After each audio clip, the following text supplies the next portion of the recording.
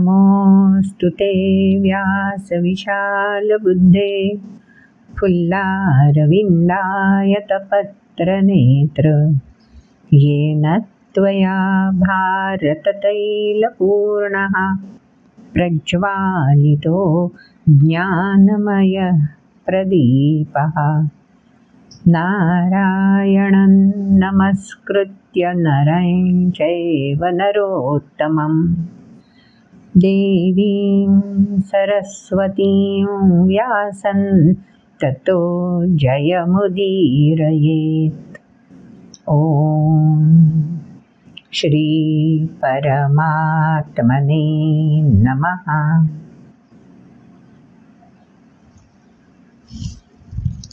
मागच्या व्हिडिओमध्ये गीतेतली पंचसूत्री एकाच श्लोकामध्ये या 12व्या अध्यायात कशी भगवंतांनी मांडून दाखवलेली आहे ते आपण लक्षात घेतलं. आठवतोय ना तो श्लोक? श्रेयो हि ज्ञानमभ्यासात् ज्ञानात् ध्यानं विशिष्यते ध्यानात् कर्मफलत्यागस्त्यागात् शान्तिरनन्तरम्. टप्पे सांगून दिलेत. पहिला टप्पा श्रेयः म्हणजे श्रेयस्कर, हितकारक, जे शाश्वत कल्याणाप्रती आपली प्रगती करून घेतं त्याला म्हणतात श्रेय. मग श्रेय काय आहे? अभ्यास. अभ्यास म्हणजे सातत्य, सराव. पण नुसता सराव करण्यापेक्षा अभ्यासात ज्ञान, जाणीवपूर्वक समजून घेऊन केलेला सराव, समजून घेऊन सातत्याने केलेला अभ्यास हा जास्त महत्त्वाचा आहे. आणि समजून घेऊन अभ्यास करताना आपलं चित्त जर विचलित होत असेल तर त्याचा काय बरं उपयोग होणार? म्हणून तिसरा टप्पा सांगू दिला, ज्ञानात ध्यानं विशिष्यते. एकाग्रता ही आणखी महत्त्वाची आहे. म्हणजे अभ्यास गरजेचा आहे, महत्त्वाचा आहे. सातत्य, सराव आवश्यक. त्यासाठी संकल्प आवश्यक, बरोबर. पण या नुसत्या संकल्पापेक्षा जाणीवपूर्वक आचरण करणं, सराव करणं महत्त्वाचं. म्हणून आलं ज्ञान म्हणजे संस्करण, संयोजन, संस्करण. मग त्याहीपेक्षा आणखीन त्याच्याशी जोडलेलं काय हवं? ध्यान म्हणजे तल्लीनता, एकाग्रता. ही तल्लीनता, एकाग्रता तपासली केव्हा जाणार? जेव्हा आपण समन्वय साधू तेव्हा.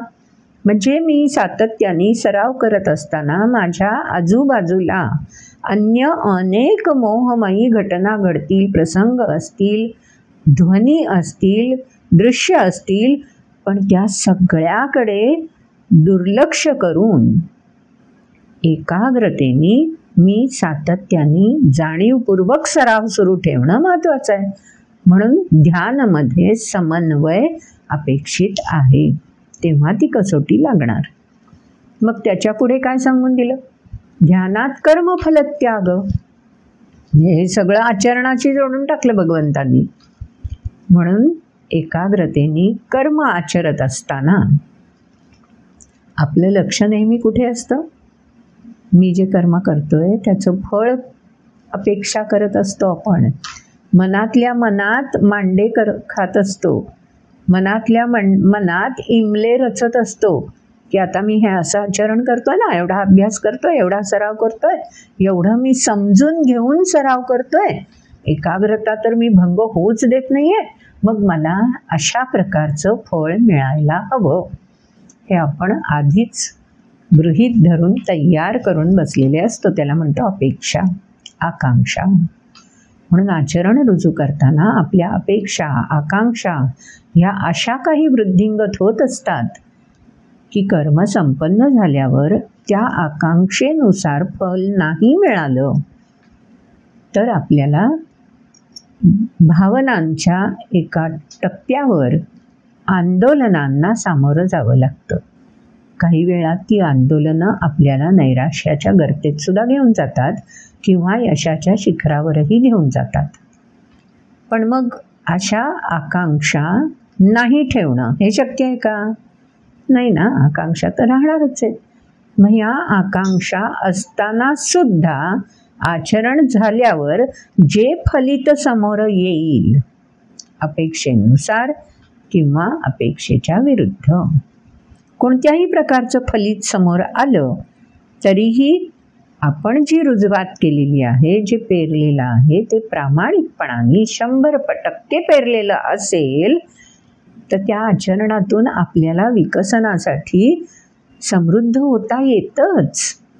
भले तो फळाचा टप्पा आपण गाठलेला नसेल आकांक्षेनुसार, पण तो गाठण्यासाठी आणखी काय करायला हवं, किंवा गाठला असेल तर त्याच्या पुढच्या टप्प्याचा विचार कसा करायला हवा हे कळण्यासाठी ते फल तिथल्या तिथे त्याग करायला हवं.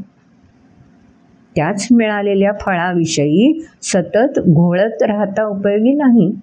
मन आणि विचार त्याचंच चिंतन मनन नाही चालणार. म्हणून ध्यानात कर्मफल त्याग आवश्यक. महात्याग समर्पण जमलं की त्यागात शांतिरनंतरम. त्यागात शांती म्हणजे काय हो?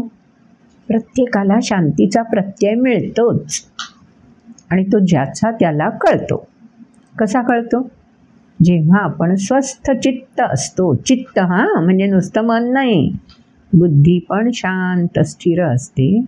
मन पण जेव्हा स्थिर असतं, लयबद्ध स्पंदनं असतात, तेव्हा आपल्याला शांतीचा अहसास प्रत्यय मिळतोच. मग तो केव्हा मिळेल? जे फलित प्राप्त झालं असेल त्या फलिताचा विचारामध्ये गुंतून न पडता पुढच्या टप्प्याकडे झेप घेण्यासाठी तयारी सुरू करणं, पुन्हा संकल्पित होणं आणि कार्यरत राहणं. अनंतरम, निरंतरम, त्यालाच तर शांतीचं प्रतीक म्हणायचं. अशी झेप घ्यायला व्यक्ती सज्ज होईल की चित्त शांती असेल तरच. तेच ह्या एका श्लोकामध्ये भगवंतांनी संकल्प, संयोजन, संस्करण, समन्वय, सिद्धी आणि समर्पण अशी जी गीतेतली पंचसूत्री आपण सातत्याने या कार्यक्रमामध्ये समजून घेत आहोत. हे विशेष आहे हं. गीतेविषयीची पुस्तकं तुम्ही अनेक वाचू शकाल, माहिती मिळवू शकाल, पण असा पंचसूत्रीच्या आधाराने, पंचसूत्रीच्या मागोवा घेत केलेला अभ्यास किंवा केलेलं चिंतन आपल्यासमोर पुस्तकामध्ये मिळणं अवघड आहे. दावा नाही आपला श्री गुरुकुलम न्यासाचा किंवा वैयक्तिक मंजिरीताईंचा की हे कोणी मांडलंच नसेल, पण तरीसुद्धा अशा पद्धतीने संपूर्ण 18 अध्यायांमध्ये ही पंचसूत्री कशी गुंफलेली आहे त्याचा मागोवा घेताना जो एक वेगळा आनंद कथन करताना मला आणि ऐकताना, श्रवण करताना आपल्या सगळ्यांना मिळतोय, तो आपला आत्मविश्वास वाढवणारा असणार आहे. म्हणून मग आपल्याला ही पंचसूत्री लक्षात ठेवायलाच हवी. आता याच्याच आधारे अरुण कुलकर्णी यांनी एक प्रश्न विचारलेला आहे. प्रश्न आपल्यासमोर स्क्रीनवर तर येईलच. त्यांनी छान प्रश्न विचारला आहे की सत्कर्म करत राहिलो की पुण्यसंचय होतो. साधारणपणे ही समजूत आहे, हे गृहीत धरलं जातं की सत्कर्म केल्यावर पुण्यसंचय होणार. सत्कर्म ठरवतं कोण? आलं ना लक्षात? सत्कर्माचा संकल्प व्यक्ती करते, त्यानुसार संस्करण व्यक्ती करून घेते, पण ते संस्करण करत असताना समाजातल्या इतर घटकांची मदत आवश्यक असते. मग ज्या घटकांनी मदत केली आहे त्याच माध्यमातून त्याच घटकांसोबत किंवा अन्य अनोळखी घटकांसोबत सुद्धा त्या सत्कर्माचा किंवा त्या आचरणाचा परिणाम जर फलदायी, इतरांनाही विकसित करणारा, आनंद देणारा, तृप्ती देणारा असेल, म्हणजे समन्वयाला, तर ते सत्कर्म ठरतं. आणि मग त्या सत्कर्माचं फलित म्हणून आपोआप आपल्याला समाधान मिळतं, म्हणजे पुण्य. पाप म्हणजे अस्वस्थता आणि पुण्य म्हणजे स्वस्थता. मग सत्कर्म केव्हा झालं? जेव्हा कुठलंही आचरण रुजू केल्यावर आपलं चित्त जर स्वस्थ राहत असेल, तृप्त संतुष्ट होत असेल, तर ते सत्कर्म. मग असं सत्कर्म केल्यावर स्वस्थता म्हणजे पुण्य आपोआप मिळणारच आहे. मग त्यांनी प्रश्नात असं म्हटलंय की हे पुण्य अर्पण करायचं. अर्पण पण केलं, कारण आपण पुढे सिद्धी आणि समर्पण आपल्या पंचसूत्रीमध्येच सांगितलेलं आहे. पण अर्पण केलं की पुन्हा नव्या कर्माकडे आपण वळणार आहोत. पण ते पहिल्या कर्माचं पुण्य आपण अर्पण केलं आहे, हा भाव आपल्या चित्तामध्ये, बुद्धीमध्ये, स्मरणशक्तीच्या कोंदणात राहतो.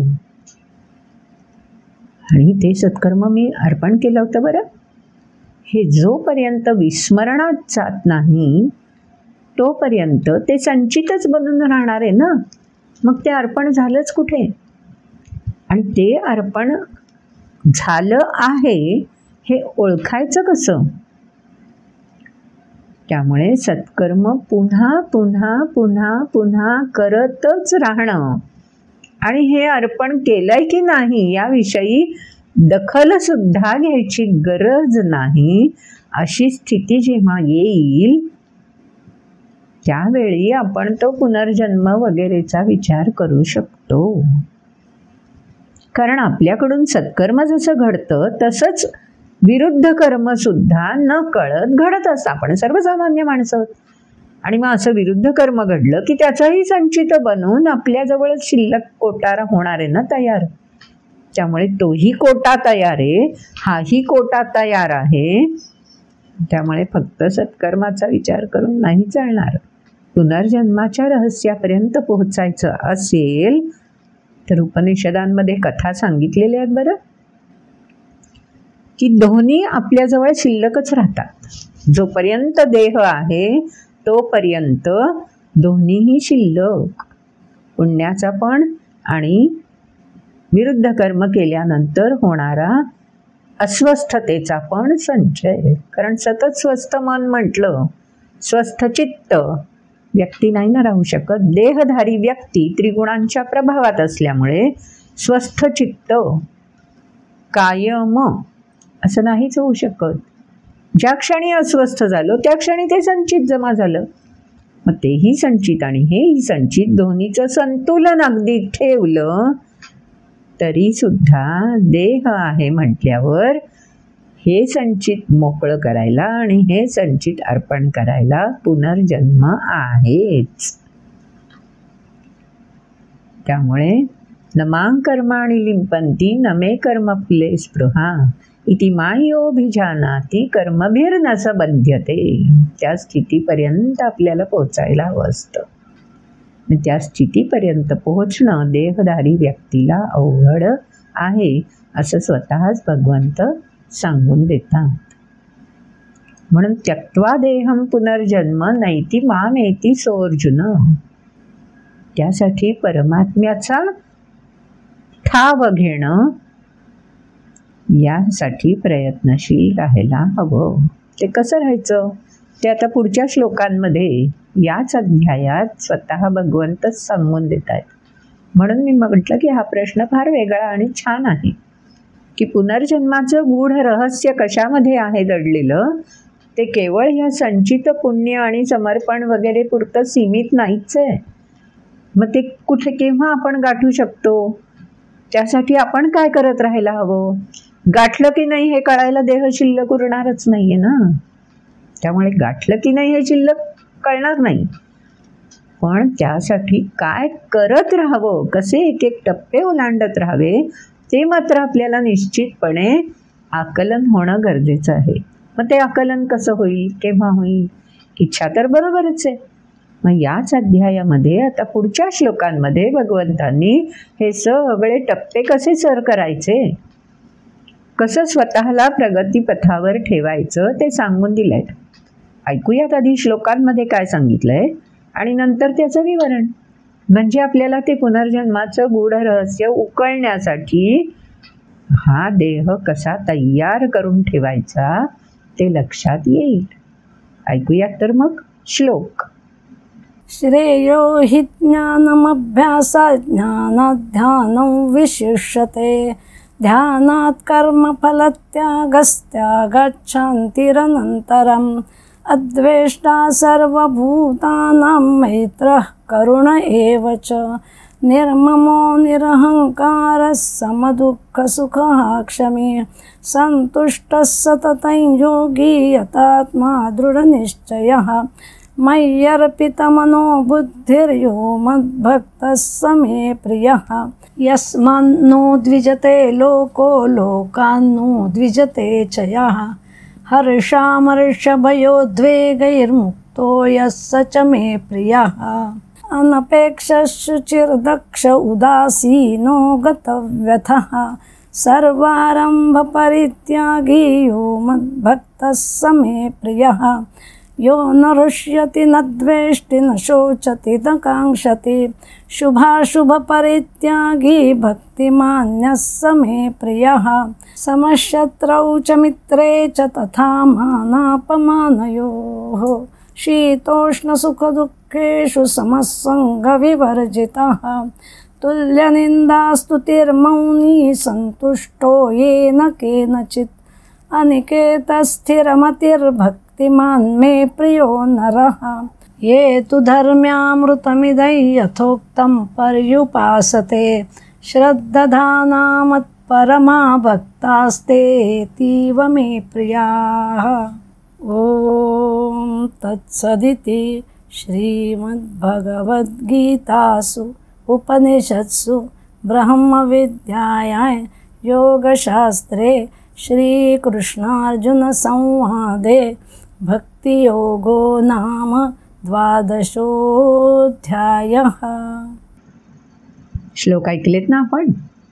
यातला पहिला श्लोक सुरुवातीच्या भागामध्ये जेव्हा मी प्रश्नाचा संदर्भ आत्ता घेतला, त्या प्रश्नाच्या संदर्भामध्ये जो श्रेयो हि ज्ञानमभ्यासात्, तो मागच्या व्हिडिओमध्ये आपल्याला नाही ओळखीचा झाला हा श्लोक.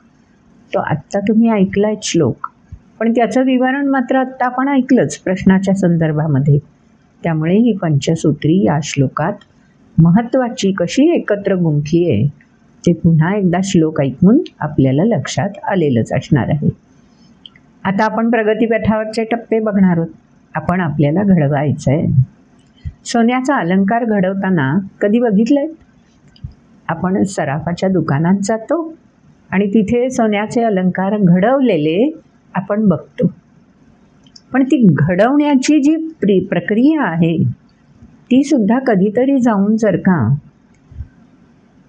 कसे बनवले जातात ते जर आपण अभ्यासलं ना, तर आपल्याला त्याच्यावर किती प्रकारचं संस्करण करावं लागतं ते लक्षात येतं. म्हणजे सोन्याच्या लगडीपासून सोन्याचा अलंकार तयार होणं. सुरुवातीला सोनं वितळवावं लागतं. किती सोनं घ्यायचं ते निश्चित करावं लागतं. कोणता अलंकार घडवायचा आहे हे निश्चित करावं लागतं. म्हणजे संकल्प आहे, संस्करण आहे. मग हे संस्करण करताना नुसतं सोनं वितळलं आणि मग मी त्याच्यावरती आकाराचा साचा वगैरे शोधायला लागले तर चालेल का? म्हणजे सोनं जेव्हा वितळायची प्रक्रिया सुरू होईल त्याच्या आधीच मला संयोजन म्हणजे काय काय साहित्य वापरावं लागणार आहे आकार तयार करण्यासाठी ते निश्चित करून त्याप्रमाणे तेही साहित्य जवळ ठेवावं लागणार. त्याला संयोजन म्हणतो आपण. मग त्या साहित्याचा उपयोग करून प्रत्यक्ष संस्करण करायचं आहे. हे सगळं करत असताना मला संकल्पापासून दूर जाता येईल का? संकल्प काय आहे? जो दागिना घडवायचा आहे तो. मग मध्येच मी तेच विसरून गेले की कोणता दागिना घडवायचा आहे, तर मग अवघड काम होईल ना. त्यामुळे सोनं वितळवायच्या आधीच काय बनवायचं आहे तो संकल्प. त्यासाठी साहित्य कोणतं वापरावं लागणार आहे ते संयोजन. ते कशा प्रकारे संस्कारित करायचं आहे वितळलेलं सोनं, संस्करण. हे तर सगळं करायचंच आहे, पण एका पाठोपाठ एक. बरोबर. त्यानंतरचा टप्पा जो आहे तो समन्वयाचा. कारण अलंकार घडवताना एकाशी एक जोडून घ्यायला पाहिजेत, म्हणजे मग तो अलंकार परिपूर्णतेकडे जाईल. मग त्यासाठी समन्वय पाहिजे. एक भाग बनला, दुसरा भाग बनला की ते दोन्ही भाग एकत्र गुंफत गेले पाहिजेत, म्हणजे समन्वय आवश्यक आहे. मग तसंच आपलं व्यक्तिमत्व सुद्धा सोन्यासारखं जर झळाळून उठायचं असेल, एखाद्या सुवर्णालंकारासारखं ते सृष्टीमध्ये वावरताना, समाजामध्ये मिसळताना जर वेगळ्या देखणेपणाने प्रकाशित व्हावं असं वाटत असेल, तर आपल्या व्यक्तिमत्वाला सुद्धा पैलू पाडायला हवे ना. आणि ते पैलू पाडत असताना सुरुवातीला स्वतःला वितळवणं आवश्यक आहे. मग स्वतःला वितळवायचं म्हणजे काय करायचं? सोन्याला वितळवलं जातं. अगदी सोनं कशाला हवं आहे हो? लोखंड घ्या, तांब घ्या, पितळ, कुठलाही धातू घ्या. त्याला जर का संस्कारित करायचं असेल तर सुरुवातीला वितळवावंच लागतं ना.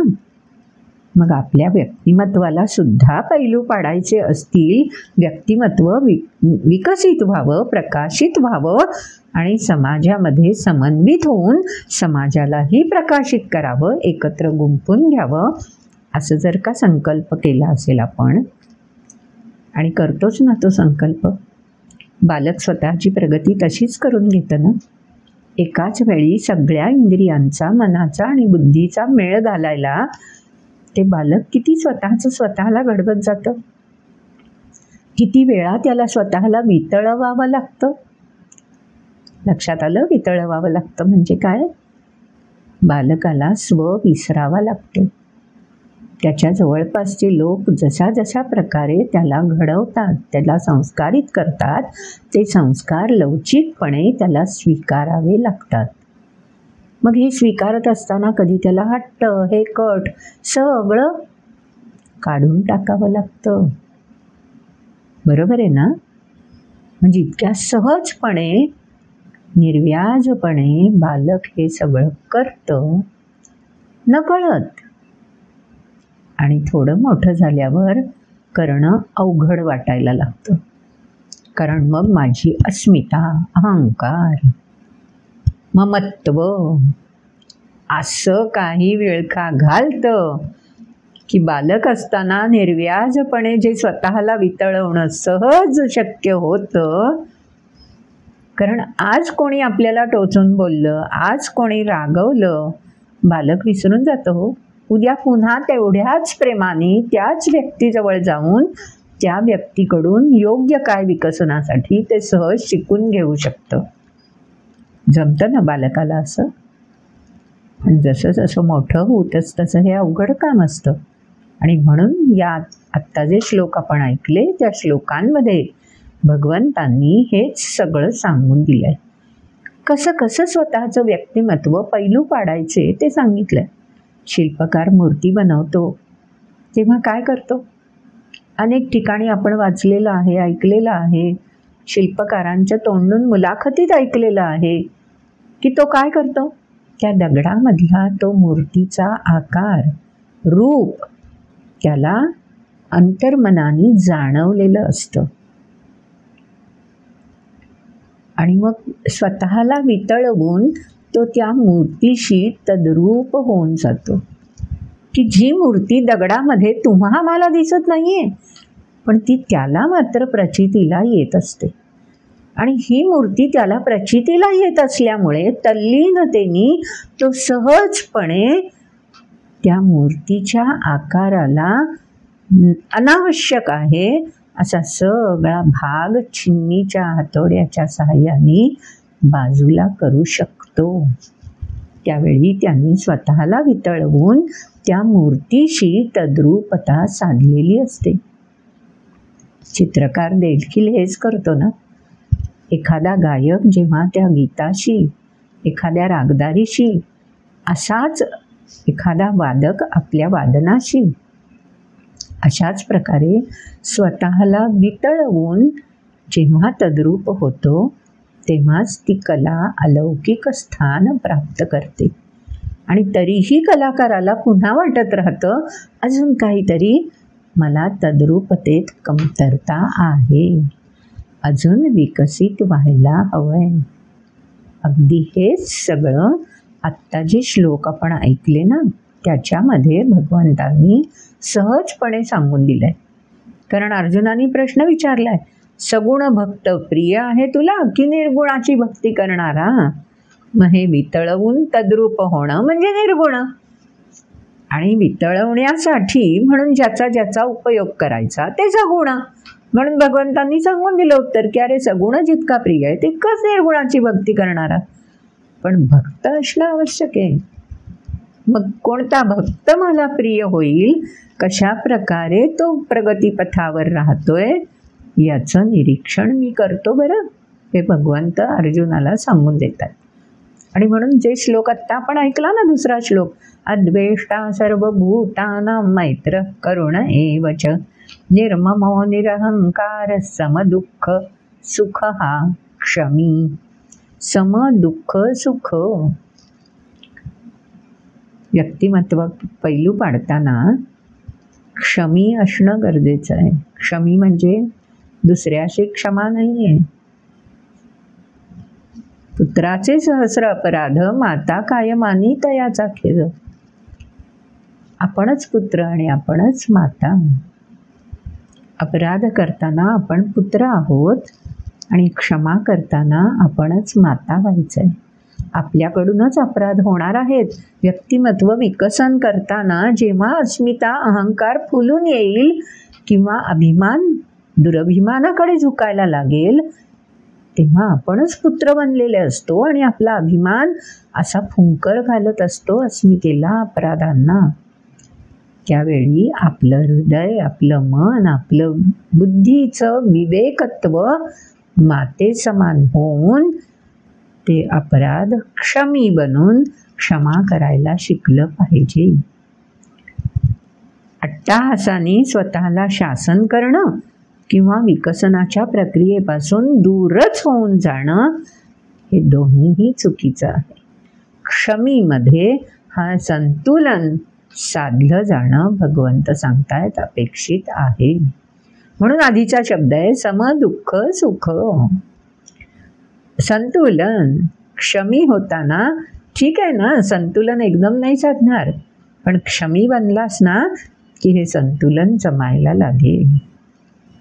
पण त्यासाठी काय व्हायला हवं? निर्ममः निरहंकारः हे शब्द आधी येऊन गेलेत, आपण त्याचं विवरण पण लक्षात घेतलंय.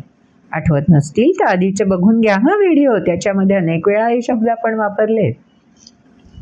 त्याच्या आधी पहिल्या ओळीमध्ये अद्वेष्टा सर्वभूतानां म्हटलंय. द्वेष्टा हा पण शब्द पूर्वी येऊन गेला, तोही आपण समजून घेतलाय. पण सर्वभूतानां म्हटलंय म्हणजे सृष्टीमध्ये जेवढं म्हणून जे जे काय आहे सगळं तर माझ्या कायम संपर्कात असणार नाही, पण ज्यावेळी जे संपर्कात येईल, समन्वय ज्याच्याशी होईल, वेगवेगळ्या घटकांशी वेगवेगळ्या प्रसंगामध्ये समन्वय होईल, पण त्या प्रत्येक वेळी अद्वेष्टा होता आलं पाहिजे. ज्ञानदेवांचं चरित्र कोवळ्या वयामध्ये ज्ञानदेवांना हे अद्वेष्टा सर्वभूतानां साधलं होतं. आणि ते का साधू शकले होते? कारण त्यांचे गुरु निवृत्तीनाथ समदुःख सुख क्षमी प्रत्यक्ष त्याचा वस्तुपाठ त्यांना आपल्या आचरणातून दाखवत होते. हो, असे गुरु आणि असे शिष्य सान्निध्यात आल्यावर अद्वेष्टा सर्वभूतानां मैत्र करुण एवच. जशी स्वतःशी मैत्री आपण करतो, स्वतः संबंधी सहसंवेदना जागृत असते. माझ्या भावना, माझे विचार, माझं चिंतन सगळं मीशी आपण सहज जोडतो मैत्र करुण. पण सर्वभूतानांच्या बाबतीत सुद्धा अशा प्रकारे सहसंवेदना आवश्यक आहे. किती सुंदर एकेका शब्दामध्ये भगवंतांनी आपल्या व्यक्तिमत्वाला पैलू पाडण्यासाठी काय करायला हवं ते स्वच्छ सांगून दिलंय. आणि हे सगळं साधायचं असेल तर बा सारे दोनच गोष्टी अंमलात आण. निर्ममः निरहंकारः. ममत्व नको आणि अहंकार नको. की जे आयुष्यभर आपल्याला दूर सारता सारता दमछाक होते आणि ते पुन्हा पुन्हा येऊन चिकटतात. म्हणून तर भगवंत सांगतायत, फार 12व्या अध्यायापर्यंत आपण आलो तरीही भगवंत सांगतायत मग आपल्याला सुद्धा आयुष्यभर जागं राहिलं पाहिजे ना. जागते रहो निर्ममः निरहंकारः. पुढच्या श्लोकामध्ये सांगून दिलं, संतुष्ट सततं योगी यतात्मा दृढ निश्चयः. यांना दूर ठेवायचं आहे ना, निर्ममः निरहंकार व्हायचं आहे ना, अहंकार ममत्व नको आहेत. मग त्यासाठी काय करायला पाहिजे? दृढ निश्चय. संतुष्ट सततं, सातत्याने स्वीकार, जे मिळेल त्याचा स्वीकार करण्याचं वळण. वळण म्हणते मी शब्द.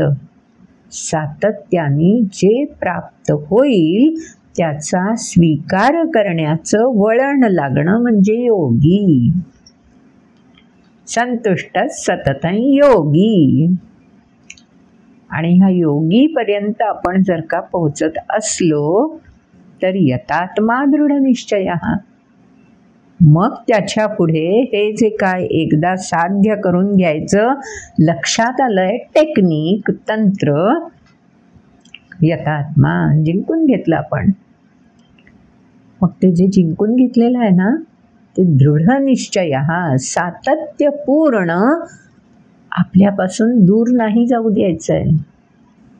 म्हणून तर तो श्रेयो हि ज्ञानम अभ्यासा तो पहिला श्लोक फार महत्त्वाचा आहे. अजून दुसऱ्या वेळी सांगून दिलं, हे करताना कसं शक्य होईल. जसं वरती निर्मम निरहंकारच सांगितलं तसं या श्लोकात सांगून दिलं. अरे सोपं आहे. दृढ निश्चय केव्हा जमतो? तुमचा आमचा निश्चय फार डळमळीत होतो हो, ठरवतो खूप, ते संकल्प कधी मोडीत जातात पत्ताच लागत नाही. कधी ते वळून वेगळ्याच मार्गी जातात तेही उकलत नाही. आणि मग बरंच पुढे गेल्यावर अरे आपण तर असं ठरवलं होतं करायचं. दृढ निश्चयी कठीण आहे, सोपं नाही आहे. मग ते केव्हा जमेल? सांगून दिलं भगवंताने, मयि अर्पित मनो बुद्धी. मन आणि बुद्धी जे आचरण करतोय त्याच्यात तद्रूप होऊन तल्लीन होऊन राहायचं. आजूबाजूनी काहीही येईल ते स्वीकारायचं. पण कसं? तटबंदीच्या बाहेर या, तिथपर्यंत या. पण तटबंदीच्या आतमध्ये आपला संकल्प आणि त्या संकल्पानुसार आचरण. बाहेर तटबंदीवर बसू देत कितीही धडका. असं ज्याला जमणार त्याला सांगू, मद्भक्त समे प्रियः. असं ज्या व्यक्तीला जमणार त्याला भगवंतांनी भक्त म्हणून टाकलं. कारण विश्वास, श्रद्धा, निष्ठा आणि भक्तीचा टप्पा गाठण्यासाठी ती व्यक्ती सज्ज झाली ना. मग 6 मे प्रिय. मग ती व्यक्ती मला प्रिय होणारच आहे. मग ती सगुण भक्ती करू दे, नाही तर निर्गुण. भगवंतांनी सांगायला सुरुवात केली. प्रिय कोण विचारतोयस ना, बघ हे अशा प्रकारचे पैलू जी व्यक्ती पाडून घेईल स्वतःला, स्वतःच्या व्यक्तिमत्व उजळवताना, ही व्यक्ती मला प्रिय, भक्त म्हणून प्रिय. पुढच्या श्लोकात अजून भगवंतांनी सांगून दिलं. बघा फार सुंदर श्लोक आहेत. 12वा अध्याय लहान मुलांना शिकवला जातो. अनेक जण प्रश्न विचारतात की 12वाचा अध्याय का हो मुलांना शिकवतात? छोटा आहे म्हणून शिकवतात का? नक्कीच. ते तर सरळ उत्तर आहे की 20च श्लोक आहेत. सहज म्हणणं शक्य आहे. अनेक शब्द त्याच्यात पुन्हा पुन्हा आलेले आहेत. त्यामुळे एकदा भक्त शब्द उच्चारायचं जिभेला वळण लागलं की पुन्हा पुन्हा तो उच्चार जिभेवर वळून जातो, स्थिरावतो. असे अनेक शब्द या अध्यायात तेच पुन्हा आहेत. त्यामुळे जिभेला त्यांचं वळण लागणं, त्याची सवय लागणं सोपं होतं. म्हणून हा 12वा अध्याय आहे. हे मुलांना शिकवताना म्हणून झालं. पण मोठ्यांसाठी सुद्धा 12वा अध्याय का महत्त्वाचा आहे? आता आपण तेच उलगडून बघतोय की बाकीचे अध्याय मला नाही जमले तरी अनेक जण जेव्हा संथावर्गात येतात ना न्यासाच्या, तेव्हा अनेक जण सांगतात मला बाकी नाही हो गीतेतलं, पण 12वा आणि 15वा अध्याय ना लहान असताना जो शिकवलेला आहे तो मात्र विसरलो नाही होत. म्हणजे 12वा आणि 15वा अध्याय नकळत संस्कारित होऊन जातो. नकळत आपल्या बुद्धीमध्ये ठाव मांडून राहू शकतो. असा हा 12वा अध्याय. कारण तो भगवंताला प्रिय करणारा अध्याय आहे. समे प्रिय, स म्हणजे सहा, संस्कृतचं रूप आहे ते, विसर्गाचा लोप झालाय. सहा मे प्रिय, ती व्यक्ती मला प्रिय आहे. आत्ताच्या श्लोकात ऐकलं आपण. आता पुढच्या श्लोकात भगवंतांनी काय म्हटलंय? यस्मान्नो द्विजते लोको लोकांनो द्विजते चयः हर्षामर्षभयोद्वेगैर्मुक्तो यः सच मे प्रियः. पुन्हा शेवटी पालुपद तेच, सहा च मे प्रियः, वरती सहा मे प्रियः म्हटलंय. आता च म्हणजे आणि, वरच्या ह्यातले गुण पैलू पाडून जो व्यक्ती घेईल ना स्वतःला, तो मला प्रिय आहे. आता ह्यामध्ये आणखी वेगळे पैलू सांगितले. हे पण पैलू ज्या व्यक्तीला स्वतःमध्ये विकसित करता येतील ना, ती पण व्यक्ती मला प्रिय आहे. सहाच्या मे प्रिय. असा 12वा अध्याय आपल्याला सहज सहज प्रेमाने भगवंतांनी व्यक्तिमत्व विकसन कसं करायचं ते सुंदर शिकवून दिलंय हो. आता या श्लोकात कोणते पैलू पाडून घ्यायचे? यस्मान्नो द्विजते, समन्वय साधायचा आहे, समाजामध्ये मिसळायचं आहे, अलूप नाही राहायचं आहे. बालक सुरुवातीला एकटं एकटं खेळतं, रमून जातं, आनंद लुटतं, समाधानी असतं. पण जेव्हा का थोडं थोडं त्याचं व्यक्तिमत्व विकसित व्हायला लागतं, त्यावेळी त्याला इतरांमध्ये मिसळायचं असतं. आणि ते मिसळताना मोठ्या लोकांमध्ये जोपर्यंत तो मिसळतोय बालक, तोपर्यंत त्याच्या वाट्याला सहजपणे आनंद समाधान मिळत, संतुष्ट सततही योगी. पण जेव्हा का लोक म्हणजे अन्य अनोळखींमध्ये हे बालक मिसळायला लागतं, आपलं व्यक्तिमत्व पारखून घ्यायला लागतं, तेव्हा मात्र कितीतरी बालकांना बालक नाही राहत ते, मग ते कुमार वयात आलेले असतात. मग त्यावेळी मात्र काय घडायला लागतं? त्याला नाही घ्यायचं आहे, हां, तो आला ना की हे असंच असतं सगळं, किंवा ती आली ना की बस मग सगळे वाद आणि हे ते सुरू होतं. किंवा ती आली ना की किती छान आपण एकरस खेळू शकतो ना, एकमेकांची गप्पा मारू शकतो ना. व्यक्तिभेद प्रकर्षाने आचरणातून प्रकट व्हायला लागतो.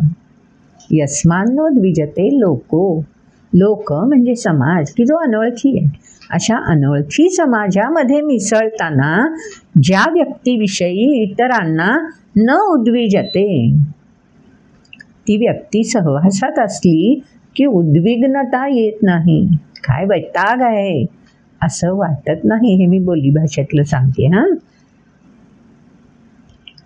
आणि त्या व्यक्तीला सुद्धा इतरांमध्ये मिसळताना नकोच मिसळायला, नको, मी आपला माझा कोशातला असलेला बरा आहे, अशी जडणघडण त्याही व्यक्तीची होत नाही. यस्मान्नो द्विजते लोको लोकांनो द्विजते चयः. कोणीही व्यक्ती अशा प्रकारे स्वतः उद्विग्न होत नाही, इतरांच्या संपर्कात आल्यावर सहजपणे मिसळून जाते. सांधा जोड सहज झाला की खडखडाट होत नाही, पण तो सांधा जोडला गेला नाही की खडखडाट अटळ असतो ना. तेच इथे सांगून दिलं भगवंतांनी की आपल्या सहवासातल्यांना आपल्यामुळे असा खडखडाट जाणवता कामा नाही, आणि आपल्या चित्तात सुद्धा अशी खळमळ सहवासात असताना कोणाच्याही उत्पन्न होता कामा नये. अवघड आहे ना, जमू शकतो, सगळ्यांनाच आपल्याला जमतं, म्हणून तर आपण समाजप्रिय प्राणी आहोत. मानव हा समाजप्रिय प्राणी आहे अशी नागरिक शास्त्रामध्ये व्याख्याच केलेली आहे ना. नुसतं समाजाचा घटक नाही आहे, समाजप्रिय प्राणी आहे. म्हणून समाजाशी जोडलेला राहण्यामध्ये एक वेगळाच आनंद आहे. त्यासाठी फक्त आपण करावं काय लागतं? बस पुन्हा या श्लोकात भगवंतांनी सांगून दिलं की काय करायचंय. अशी उद्विग्नता स्वतःमध्येही येऊ नये किंवा इतरांमध्ये येऊ नये, म्हणून अरे सोपं काम तुला करायचंय. हर्ष अमर्ष भय, हर्षामर्ष भयोद्वेगै मुक्तो. या आवेग येथे प्रसंगानुसार यातले वेगवेगळे आवेग आपला कब्जा घेतात. कधी हर्षाचे आवेग कब्जा घेतील, कधी आहा सतत आपली कॉलर टाईट बोली भाषेतला. हां हे नाही तूच ये बाबा, तुझ्याशिवाय अडतो बघ सगळं. असं कधी कधी वाट्याला आलं की हर्ष मग माझ्या वाचून अडतंय, मी जसं म्हणेन तसं सगळे, अशी स्थिती येऊ शकते. अमर्ष आपली जागा घ्यायला दुसरा कोणी आला की अरे ह्याला ग्रुपमधून बाहेर काढला पाहिजे, हिला नाहीच ग्रुपमध्ये स्थिरावू देता कामा नाही बरं. अमर्ष किलमिष भय, माझं स्थान डळमळीत तर नाही ना होणार. आत्ता जी स्थिती किंवा जे स्थान माझं समाजामध्ये आहे ते डळमळीत तर नाही ना होणार, त्याचं भय. असे जे विविध प्रकारचे आवेग मनबुद्धीला व्यापून राहतात, वेगवेगळ्या प्रसंगांनुसार, वेगवेगळ्या घटकांनुसार किंवा वेगवेगळ्या प्रकारच्या समाजामध्ये मिसळताना, या सगळ्यांना जेव्हा आपण आपल्या संकल्पानुसार आचरण करत असताना दूर ठेवू शकू, मुक्त. पुढे भगवंताने सच मे प्रिय, असं ज्याला जमलं ती व्यक्ती पण मला प्रिय आहे. काय म्हणून? भक्त म्हणून. पुढच्या श्लोकात भगवंतांनी आणखी सांगून दिलं कसं आपलं व्यक्तिमत्व जडणघडण करायची. हळूहळू एक एक पैलू भगवंत उलगडून टाकतात. दुकानदारांची मॅनेजमेंट, व्यवस्थापन, मार्केटिंग फंडा म्हटलं जातं ना आजच्या भाषेत, असतो ना. सुरुवातीला आपल्याला जे हवंय त्याची आपण चौकशी करतो दुकानात गेल्यावर, बरोबर. मग दुकानदार बरोबर त्याची माहिती सांगत असताना आपली पारख करतो. मग हळूहळू काय करत जातो, त्याच्याकडे जे जे काही आहे ते बरोबर अशा काही नजाकतीने एक एक आपल्यासमोर आणायला लागतो की अरे हे पण चांगलं आहे, अरे हे मला माहितीच नव्हतं म्हणून मी फक्त त्याच्याच मागे लागले, हे पण समजून घेऊया, हे पण समजून घेऊया. हे पण व्यवस्थापनाचं एक टेक्निक आहे ना, हे उत्कृष्ट टेक्निक. सगळ्यांना जमतं असं नाही. काय सुंदर व्यवस्थापनाचं मार्गदर्शन या अध्यायात केलं आहे. आणि त्याचबरोबर मानसशास्त्रीय प्रगल्भ आपल्याला केलेलं आहे भगवंतांनी. तंत्र शिकायचं असेल ना मार्केटिंगचं, तरी हा 12वा अध्यायच आहे. पंचसूत्री समजून घ्यायची असेल ना, 12वा अध्यायच आहे. ACD फॉर्म्युला समजून घ्यायचा आहे ना, 12वा अध्याय. समाजातल्या प्रत्येक घटकाचा पैलूंनुसार विकास कसा होऊ शकतो याचं मार्गदर्शन हवंय का, 12वा अध्याय. हा अध्याय छोटासाच पण असा बहुआयामी व्यापकतेकडे घेऊन जाणारा हा 12वा अध्याय आहे. म्हणून 12व्या अध्यायाचं वैशिष्ट्य काही आगळंच आहे बरं. पुढच्या श्लोकात काय सांगून दिलं, आता थेट भगवंतांनी सांगितलं की बघ बरं, निर्ममो निरहंकार ते तुला स्वीकारावं लागणार, मय्यर्पित मनोबुद्धी व्हावं लागणार, आणि दृढनिश्चय म्हणजे ह्या सगळ्यामध्ये सातत्य टिकवावं लागणार. नंतर सांगून दिलं हर्ष, अमर्ष, भय अशा आवेगां मुक्त व्हावं लागणार. काय काय करावं लागेल ते 3 टप्प्यामध्ये सांगून दिलं. आता पुढच्या टप्प्यामध्ये आणखीन भगवंत काय सांगतात, अनपेक्षा शुचिर दक्ष उदासीनो गतव्यथा सर्वारंभ परित्यागी. हा शब्द 4थ्या अध्यायात पण येऊन गेलाय बरं. आठवत नसेल तर पुन्हा ऐकून घ्या तो एपिसोड. श्लोक बघून घ्या पुस्तकामध्ये पण. सर्वारंभ परित्यागी. आणखीनही पुढच्या अध्यायांमध्ये हा शब्द येणारच आहे. सर्व आरंभ करताना परित्यागी, परिपूर्णतेने त्यागी असायला हवं. त्यागी असायचं म्हणजे काय हो, असं काय उचलून त्याग करता येतो का? आपण अर्घ्य देतो ना नदीमध्ये जेव्हा स्नानाला, आपली संस्कृती शिकवते आपल्याला. नदीमध्ये जेव्हा आपण स्नानाला जातो, नदीमध्ये, ओढ्यामध्ये, वाहत्या पाण्यामध्ये जेव्हा आपण स्नानाला जातो त्यावेळी काय करतो, तेच जल ओंजळीमध्ये घेतो आणि त्याच जलाचं अर्घ्य अर्पण करतो. जल कोणाचं? त्याच नदीचं. अर्पण कोणाला करायचं आहे? त्याच नदीला. जिथून घेतलं तिथेच अर्पण. म्हणजे आधी मी घेतलंय हे दृढ आहे, ज्याच्याकडून घेतलंय त्याच्यापर्यंत ते द्यायचं आहे. पण गंमत अशी आहे की नदी अखंड प्रवाही आहे, त्यामुळे मी जेव्हा ओंजळ भरून घेईन त्यावेळी जे पाणी माझ्या ओंजळीत आलेलं असेल ते अर्पण करताना ते कुठे तिथे स्थिर आहे. ते तर पाणी केव्हाच प्रवाही बनून जेथलं मी उचललं होतं ते गेलं ना पुढे. म्हणजे अर्पण करताना मी नवीन आलेल्या दुसऱ्या पाण्याला अर्पण करणार आहे.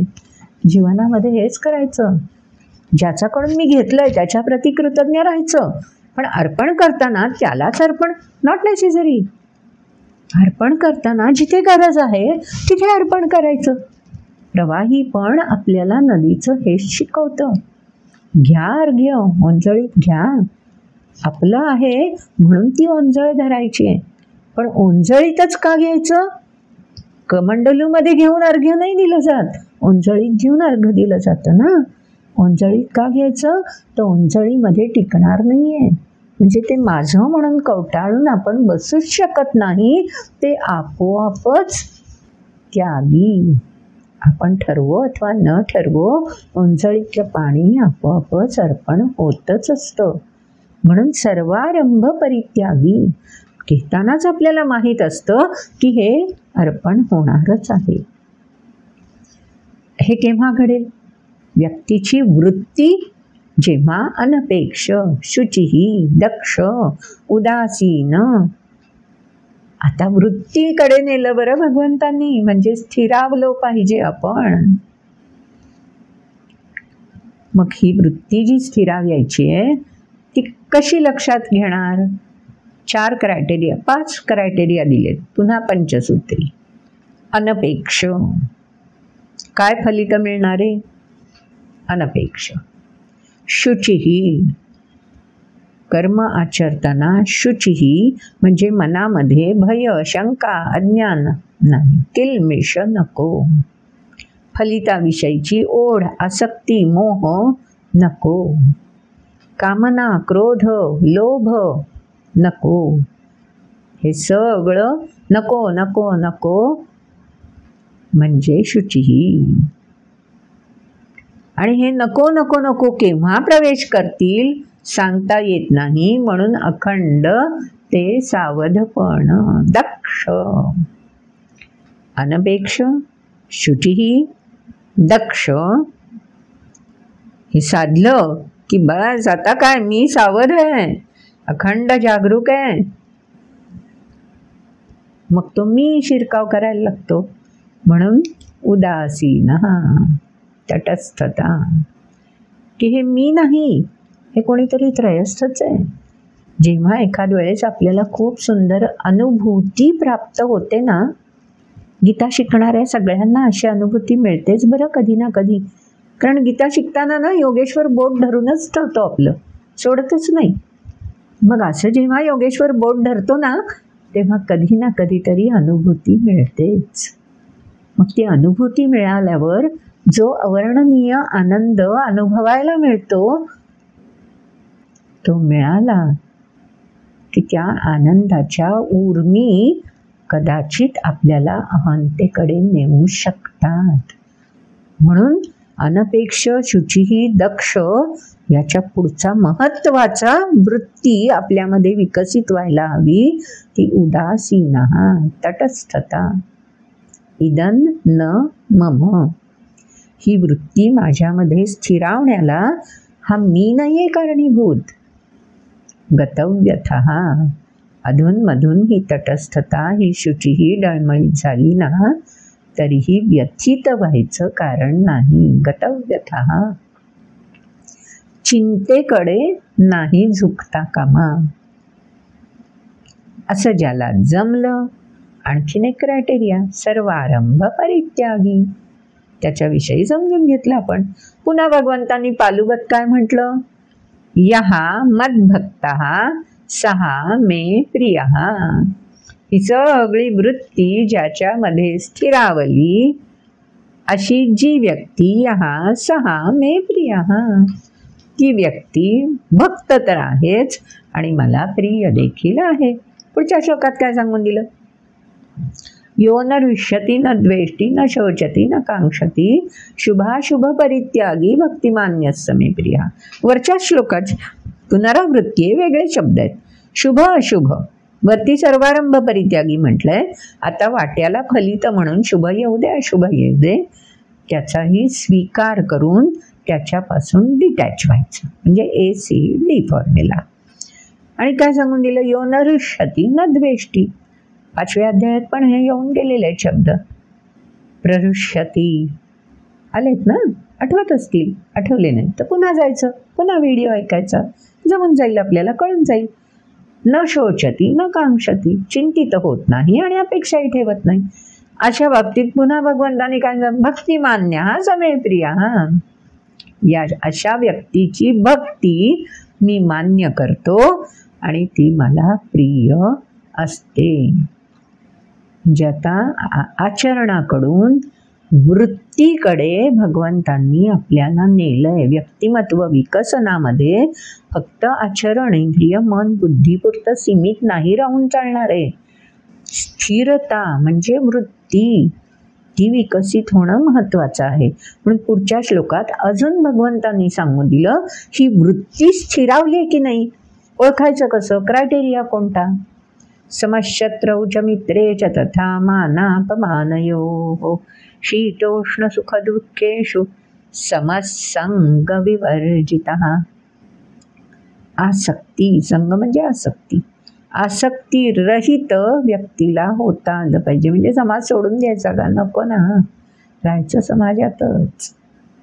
मी जेव्हा हे सगळं बोलते ना, तेव्हा अनेक उदाहरणं पुराणातली असतील, उपनिषदांमधली असतील, व्यवहारातली असतील, आपल्याही डोळ्यासमोर तरळून जातील. मी कुठल्याही प्रकारची उदाहरणं आज उल्लेख करतच नाही आहे, गरजच नाही आहे.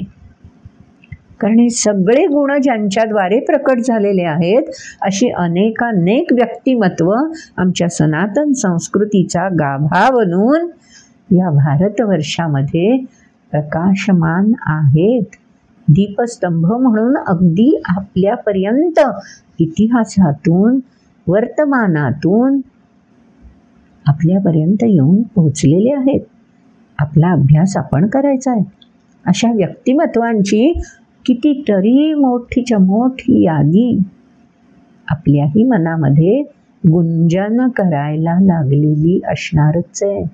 हीच तर भगवद्गीतेची पैरवी आहे की गीतेचं गुंजन अशा प्रकारे आपल्या जीवनाशी थेट आदर्श स्तंभांशी, दीपस्तंभांशी, गुरुसम व्यक्तिमत्वांशी आपल्याला थेट जोडून टाकतं. पुढच्या श्लोकात सांगून दिलं, तुल्य निंदा स्तुतीर मौनी संतुष्टो येन केनचित अनिकेत स्थिर मतिर भक्तिमान मे प्रियो नरः. अनिकेत, अनिकेत म्हणजे काय हो, विश्वची माझे घर, ऐसी मती जयाची स्थिर. तुमच्या संतांनी सांगून दिलं आहे हो, त्याला म्हणायचं अनिकेत. विश्वची माझे घर सोपी गोष्ट आहे का हो. आम्हाला आमचं एक घर कसं ते वाढवता येईल, ही एक प्रॉपर्टी झाली, अजून कशी करता येईल. सध्याच्या समाजात बघतोय आपण, कलियुगामध्ये कुठला अनिकेत वगैरे कुठलं हो काय. पण भगवंत सांगून देत आहेत, अनिकेत म्हणजे ह्या देहाविषयीचं, हे देह माझं घर आहे ना, जे मला प्राप्त झालेलं आहे, जे अस्तित्व म्हणून या सृष्टीमध्ये माझं वेगळेपण सिद्ध करू शकतं, त्या देहाचं वेगळेपण, देहाचं मी पण जाणलं, याला म्हणजे अनिकेत. आणि वरच्या ओळीत मौनी शब्द आलाय. मौनी म्हणजे हे अनिकेत होणं आणि स्थिरावणं. मौनी म्हणजे नीरवता, स्थैर्य, स्तब्धता, पराकोटीची शांती. अनिकेत झालं की मग ती शांती प्रत्ययाला येते. हजारो वर्ष योगी मुनी होऊन गेले आहेत वगैरे वगैरे आपण वाचतो ना, आणि मग असं कुठे असतंय का, हजारो वर्षांचं आयुष्य कोणाला आहे का, अशी कोणी तपस्या करतं का, असं कोणी साधनेत रमण होऊ शकतं का, वगैरे वगैरे शंका पहिले आपल्या मनात येतात. म्हणून मौनी, जिथे सगळ्या शंकांचं पारणं फिटून जातं. अनिकेत जी व्यक्ती होते तिचा देह असला काय आणि नसला काय, त्या देहाची फिकीर उरतच नाही ना. मौनी व्यक्तीला अनिकेत होता येतं. त्या स्थितीपर्यंत आपण पोहोचणं या देहाचं माध्यम बनून सोपं नाहीच आहे. म्हणून पुढच्या श्लोकात भगवंतांनी सांगून दिलं, ये तु धर्म्यामृतमिदं यथोक्तं पर्युपासते श्रद्धाना मत्परमा भक्तास्ते तीव मे प्रिया. ते भक्ता, आता एक भक्त नाही म्हणत आहेत भगवंत, असे जेवढ्या म्हणून व्यक्ती असतील हे सगळं स्वतःमध्ये व्यक्तिमत्व विकसनासाठी रुजवून घेतलेल्या, फुलवत ठेवलेल्या आणि तो टप्पा गाठणाऱ्या जेवढ्या म्हणून व्यक्ती असतील त्या सगळ्याच भक्ता. हा सगळा समाज असा भक्ता. हा पंढरीची वारी निघते तेव्हा भक्ता हाच असतात ना. कोणाला तरी दुसऱ्याविषयी माऊली खेरीज अन्य भाव उरतो का? स्त्री पुरुष, लहान थोर, शिक्षित अशिक्षित, उच्च शिक्षित, कुठले तरी भेद राहतात? भक्ता हा ते असे जे म्हणून असतील ते अतीव मे प्रिया. तिथंपर्यंत कळसाचं दर्शन घेतलं की समाधान मिळालं ना हो. गाभाऱ्यातल्या मूर्तीचं दर्शन मिळो अथवा न मिळो, त्या कळसाच्या दर्शनात सुद्धा मला कुठपर्यंत प्रगती करायची आहे ते दाखवण्याचं सामर्थ्य त्या कळसामध्ये असतं. आणि म्हणून कळसाचं दर्शन घ्यायचं. गाभाऱ्यातली मूर्ती मला हृदयात स्थिरावायची आहे आणि कळस मला ती स्थिरावण्यासाठी काय करायला हवं आहे, या देहाच्या माध्यमातून ते मार्गदर्शन कळसाचं दर्शन झाल्यावर घडतं. मग ते कसं मिळेल? ये तु धर्म्यामृतमिदं, धर्म्य आणि अमृत, श्रेयस आणि लौकिक, या दोन्हीचा संगम. धर्म्य म्हणजे जे वास्तव आहे ते. कसं वास्तव? शुचीहीशी जोडलेलं ऋत सत्य, जे सृष्टीमध्ये वास्तव म्हणून स्थिर आहे त्याला म्हणायचं धर्म्य. आणि अमृत म्हणजे शाश्वततेकडे धर्म्य मार्गाने नेणारं. धर्म्यामृत एक शब्द आहे. धर्म्य मार्गाने अमृत प्राप्त करून देणारं. यथा उक्तम, या आधीच्या श्लोकांमध्ये भगवंतच सांगतायत धर्म्याकडून अमृतपर्यंत जाण्याचा रस्ता, राजमार्ग मी तुला खुला करून दाखवलाय. पर्युपासते मात्र राहा. सातत्य टिकव. श्रेयो हि ज्ञानम अभ्यासा ज्ञानात ध्यानं विशेषते ध्यानात कर्मफलत्याग. सातत्य ठेवायला दृढ निश्चय. बस मग श्रद्धाना मत्परमा. अशा प्रकारे सर्वश्रेष्ठ म्हणून जे कोणी दीपस्तंभ बनतील ते मे अतीव प्रिया, ते मला अतीव प्रिय असतील. मग ते भक्ता दगडी मूर्तीवर श्रद्धा ठेवणारे असू देत, समाजातल्या विविध दीपस्तंभ म्हणून आदर्श प्रस्थापित झालेले असतील, किंवा अगदी चराचरातल्या निसर्गातले घटक असतील,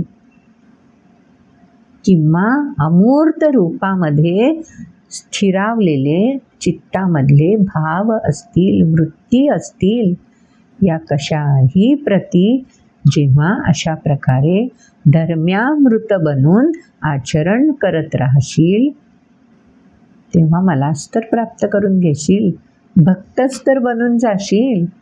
10व्या अध्यायाशी 11व्या अध्यायाशी कसा हा अध्याय जोडला गेलाय. 10व्या अध्यायामध्ये विभूती सांगून दिल्यात, सृष्टीतले सजीव घटक सांगून दिलेत, आणि 11व्या अध्यायामध्ये विश्वरूपात व्यापकतेमध्ये सामावलेलं हे सगळं दाखवून दिलं एकत्र. आणि 11व्या अध्यायात हेही सांगून दिलं की तुला दर्शन घडलंय तसं इतरांना नाही बरं घडणं सोपं, कुठल्याच मार्गाने नाही घडणार. फक्त काय आहे? भक्ती. मग ते भक्ती म्हणजे नेमकं काय? ते या अध्यायात भगवंतांनी दालन खुलं केलेलं आहे. नुकतंच अयोध्येत एक सुंदर दालन आपल्या सर्वांसाठी खुलं झालंय ना, जाऊन तिथे दर्शन घ्यायलाच हवं. दर्शन घेताना ती स्पंदनं आपल्यामध्ये सामावून घ्यायलाच हवीत. म्हणजे मग श्रद्धधाना होणं म्हणजे काय, ते आपोआप उकलायला लागतं. मनात भाव श्रद्धेचा हवा. बस, आणखी वेगळं काय हवंय? हेच संचित, हेच जो प्रश्न सुरुवातीला त्यांनी विचारला होता ना, पुनर्जन्म न होण्याचं गुह्य, ते ह्या मार्गाने वाटचाल करत राहिल्यावर कदाचित आपल्याला उलगडेल. कारण राजविद्या राजगुह्य 9व्या अध्यायात सांगितलंच आहे भगवंतांनी. त्यामुळे ते राजविद्या राजगुह्य आहे. तसंही 2ऱ्या 4थ्या अध्यायांमध्ये भगवंत सांगतातच आहेत, पुनर्जन्म न विद्यते, पोचायचंच आहे तिकडे. पण ते गुह्य असं सहजासहजी कळणार नाहीये. मग हे पैलू सगळे व्यक्तिमत्वामध्ये मुरवून घेऊया, जिरवून ठेवूया आणि विकसित करत राहूया.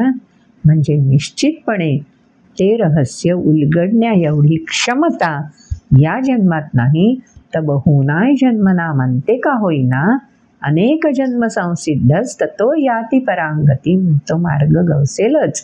ही श्रद्धा दृढ करूया आणि हा सुंदर अध्याय पुन्हा पुन्हा आपण म्हणायला तर शिकायचंच आहे, पण याचं चिंतन मनन स्पंदन अखंड चित्तामध्ये ठेवूया. व्हिडिओ आवडला असेल तर नक्की लाईक करा, शेअर तर आपण करत असालच, आणि सबस्क्राईब अजूनपर्यंत केला नसलात ना चॅनल तर सबस्क्राईब पण करा हां. आणि बेल आयकॉन क्लिक केलं की आपल्याला पुढच्या व्हिडिओ संबंधी नोटिफिकेशन मिळत राहील. तेव्हा भेटूया पुढच्या व्हिडिओमध्ये. आता याच्या पुढे भगवंत आपल्याला आणखी प्रगल्भ कसं करणार आहेत तेही जाणून घ्यायलाच हवं ना. भेटूया पुढच्या व्हिडिओमध्ये. नमस्कार.